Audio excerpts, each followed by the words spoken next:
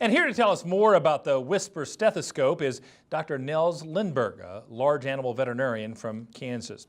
So Dr. Lindberg, how has the Whisper Stethoscope helped you diagnose BRD in feed yards? Well, it's just brought another dimension of our ability to not just visually identify an animal and take a temperature, but use a piece of technology to give us a further degree of just how sick they are or if they do have actual BRD. So what were some of the challenges of the traditional approaches to diagnosing BRD? Well, traditionally, over the last century, we've diagnosed it with our help, and just visual evaluation of that animal looks sick and looks like he has pneumonia, and followed up with a temperature and making our decision to treat or not treat based on those sort of things. So it's added a whole nother level of case definition, if you will, to better define the level of sickness of that animal. Now, we were talking before the show here about a scoring system you developed with this technology. Tell our viewers a little bit more about that. Yes, our scoring system, the scoring system of Whisper right now is 1, 2, 3, 4, and 5, 1 being normal all the way to 5 being severe or chronic. And so we use those numbers to help us better dictate maybe how we treat those animals. And so how should producers, or how are you recommending producers use the Whisper Score distribution scoring system to diagnose and treat cattle then?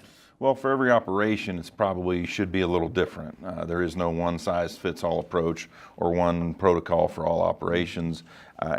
Based on score and animal temperature, visual evaluation, we can then further be very specific in what antibiotics we may choose based on the level of severity.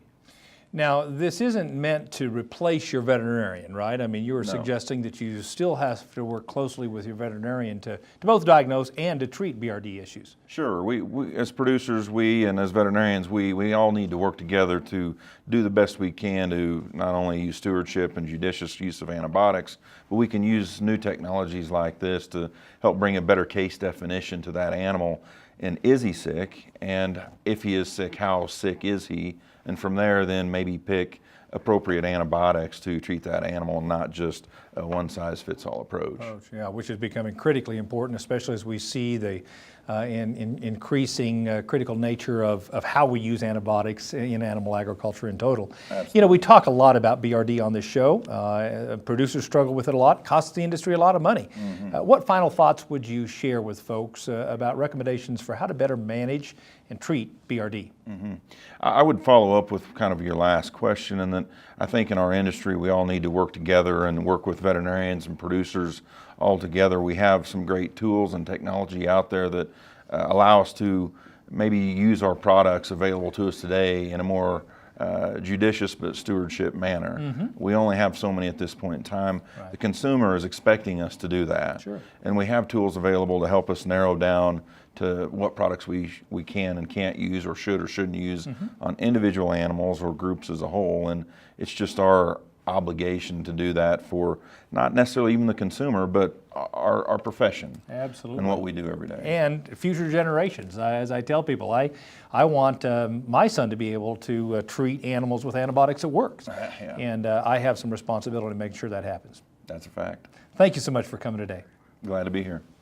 Now, you can learn more about the proper use of the Whisper Stethoscope and schedule an on-site demonstration at whispercattle.com. And to learn more about the mini BRD treatment products Merck has to offer, just visit their website. That's merckanimalhealthusa.com.